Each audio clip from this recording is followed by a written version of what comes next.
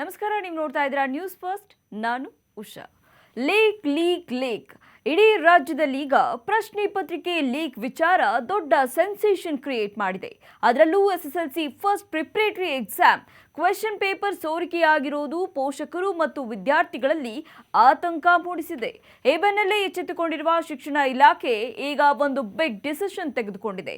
ಪರೀಕ್ಷಾ ಅಕ್ರಮ ತಡೆಯೋಕೆ ಪರೀಕ್ಷೆಯ ಸಮಯವನ್ನೇ ಬದಲಾಯಿಸಿಬಿಟ್ಟಿದೆ. ಹಾಗಾದ್ರೆ ಈ ಹೊಸ ರೂಲ್ಸ್ ಏನು? ಕಂಪ್ಲೀಟ್ ಡೀಟೇಲ್ಸ್ ಎಲ್ಲಿದೆ ನೋಡಿ.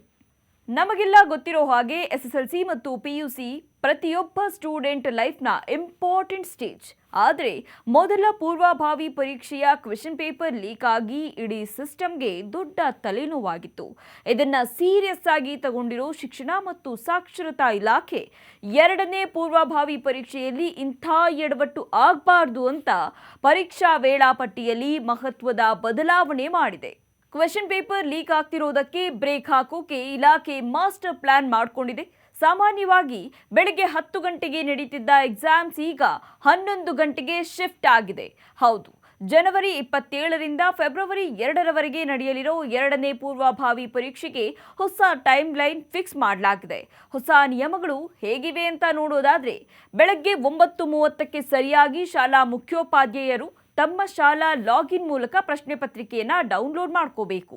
10 ಗಂಟೆಯೊಳಗೆ ಆ ಪ್ರಶ್ನೆ ಪತ್ರಿಕೆಗಳ ಪ್ರಿಂಟಿಂಗ್ ಕಂಪ್ಲೀಟ್ ಆಗಬೇಕು. 10:30ರ ವೇಳೆಗೆ ಪೇಪರ್ಸ್ ವಿತರಣೆಗೆ ರೆಡಿ ಇರಬೇಕು ಮತ್ತು 10:50ಕ್ಕೆ ಸರಿಯಾಗಿ ಎಕ್ಸಾಮ್ ಹಾಲ್ ತಲುಪಿರಬೇಕು.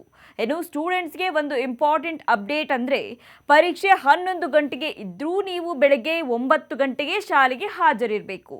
ಬೆಳಗ್ಗೆ 9ರಿಂದ 10:30ರವರೆಗೆ ಶಾಲೆಯಲ್ಲಿ ನಾರ್ಮಲ್ ಕ್ಲಾಸಸ್ ನಡೆಯಲಿದೆ. ಆ ನಂತರವೇ ಪರೀಕ್ಷೆ ಶುರುವಾಗುತ್ತೆ. ಇಷ್ಟೆಲ್ಲ ಸ್ಟ್ರಿಕ್ಟ್ ರೂಲ್ಸ್ ನಡುವೆಯೂ ಏನಾದರೂ ಪ್ರಶ್ನೆ ಪತ್ರಿಕೆ ಲೀಕ್ ಆದರೆ ಸಂಬಂಧಪಟ್ಟ ಅಧಿಕಾರಿಗಳಿಗೆ ಕಠಿಣ ಶಿಕ್ಷೆ ಗ್ಯಾರಂಟಿ. ಕ್ವೆಶ್ಚನ್ ಪೇಪರ್ ಸೋರಿಕೆಯಾದಲ್ಲಿ ಪ್ರಿನ್ಸಿಪಲ್, ನೋಡಲ್ ಟೀಚರ್ಸ್, BEO ಮತ್ತು ಜಿಲ್ಲಾ ಉಪನಿರ್ದೇಶಕರನ್ನೇ ನೇರ ಹೊಣೆ ಮಾಡಲಾಗುತ್ತೆ. ಅಷ್ಟೇ ಅಲ್ಲ, ಇಂಥ ಕೇಸ್ ಬಂದ ತಕ್ಷಣ ಪ್ರತ್ಯೇಕವಾಗಿ FIR ದಾಖಲಿಸಿ ಕಾನೂನು ಕ್ರಮ ಜರುಗಿಸಲಾಗುತ್ತೆ ಅಂತ ಇಲಾಖೆ ವಾರ್ನಿಂಗ್ ಕೊಟ್ಟಿದೆ. ಒಟ್ನಲ್ಲಿ ಮೊದಲ ಎಕ್ಸಾಮ್ನಲ್ಲಿ ಆದ ಎಡವಟ್ಟಿನಿಂದ ಪಾಠ ಕಲಿತಿರೋ ಇಲಾಖೆ ಈಗ ಫುಲ್ ಅಲರ್ಟ್ ಆಗಿದೆ. ಮುಂದೆ ನಡೆಯೋ ಈ ಎರಡನೇ ಪ್ರಿಪರೇಟರಿ ಎಕ್ಸಾಮ್ ಆದ್ರೂ ಯಾವುದೇ ಅಡೆತಡೆ ಇಲ್ಲದೆ ಕ್ಲೀನ್ ಆಗಿ ನಡೆಯುತ್ತಾ ಅನ್ನೋದನ್ನ ಕಾದು ನೋಡಬೇಕು. ಮತ್ತಷ್ಟು ಇಂಟ್ರೆಸ್ಟಿಂಗ್ ಕಂಟೆಂಟ್ಗಾಗಿ ನ್ಯೂಸ್ ಫಸ್ಟ್ ಎಜುಕೇಶನ್ ಸಬ್ಸ್ಕ್ರೈಬ್ ಮಾಡಿ.